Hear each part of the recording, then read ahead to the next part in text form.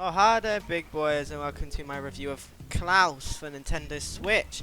I like this game a lot, actually, to be honest. It's kind of bog standard in a lot of ways, and it is just a platformer. With admittedly some pretty interesting mechanics I've not seen before, it's still just a platformer. So that's something to keep in mind. And the game's quite old. I'm pretty sure the game came out in 2010, I think. Let me have a quick check. But I'm pretty sure it did.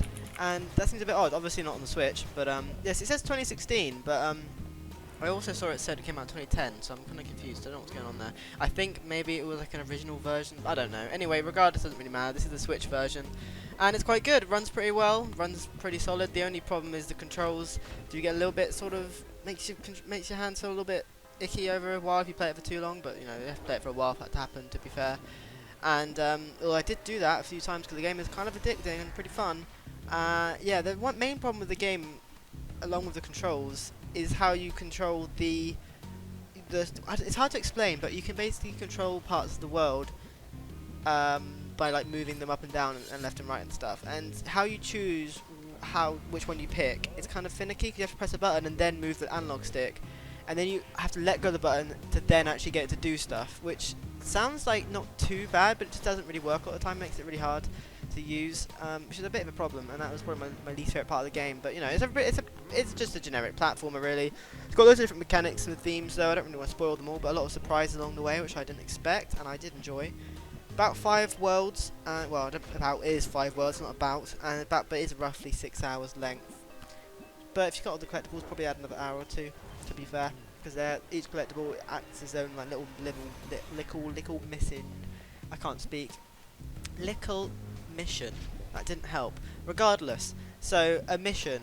Yeah, and I didn't do all of them. I did a few of them, but they are quite hard. The game has really good difficulty curve, though. To be fair, the game starts off really easy, and towards the end, it's never stupidly hard because this game just showers you with checkpoints.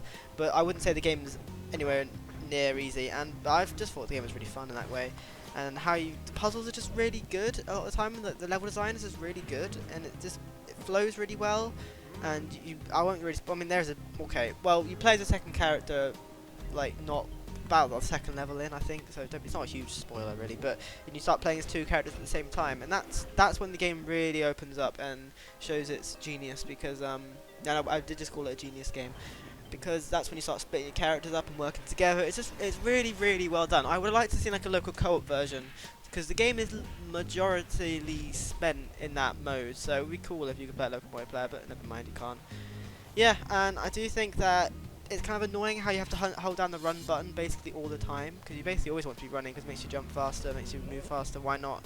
So like, just why is there not an automatic run always button and then like a button to make you walk instead? That would make considerably more sense, and it would make my hands feel less strained.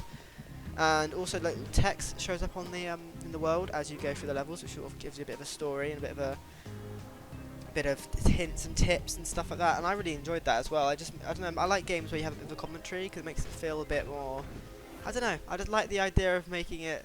I guess it sort of reminds me in my head that it's hand designed. I mean, obviously I know it's hand designed, but it really reinforces the fact that every part of that game has been designed by some level designers, maybe even one. I don't know, but yeah. Graphics are okay. They get a little bit repetitive, and you know, especially the first 3 worlds, which basically look the same. But then past that point, they start to look a bit more different. But to be fair, the art style isn't incredible. It's perfectly fine. There's a certain part of the game, I think it's like when you pick up a collectible or something. I don't know. Something happens. The bottom left of the screen, you get like a Pogger's face for some reason, or at least it looks like a Pogger's face. It's kind of weird. I don't know what's going on there, but you can ignore that. Yeah, the game just sort of ends though. That's one of my complaints, is the game just ends randomly, like in the 5th world, and I'm like, okay. Apparently that's because I got the bad ending, and to get the good ending you have to collect all the collectibles. Spoilers. But I feel like firstly that wasn't made very obvious, and secondly that's kind of annoying, because it kind of just sort of left me with a sour taste in my mouth. And it's not like you lose. It's not like, oh, you just get a slightly different ending. It's like it looks like, from what I gather, from what I saw on YouTube anyway, you basically lose an entire. Well, okay, I'm not gonna spoil it, but you lose an entire level at least. But it's more than just a level. But you know, yeah, weird. There's only a few bosses as well, which I thought was strange, considering the first world ends with a boss and then it sort of just doesn't at that point onwards. Yeah, the game sort of feels a bit like it could have done with a bit more polish, perhaps, but they're not really gonna polish it now, are they? But overall, I do think the game was really fun. And I would recommend playing it for sure. This video's turned out a bit longer than I expected.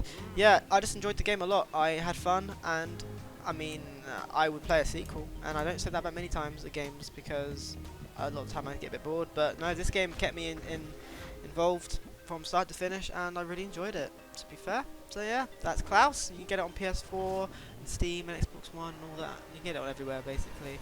It's a good game. I would recommend you play this game, honestly. People on Steam have said the game's really hard. I don't think it's hard. Like, I don't think it's really hard. I think it's pretty good difficulty-wise. But I don't know. Maybe I'm just a madly good platformer player or something. I mean, I'm not, but maybe I am. I've never even beaten Mario, honestly. The first Mario game, it's too hard for me. But yeah, it's a good game. I would recommend. So thanks for watching, big boys. See you at some point in time, and bye.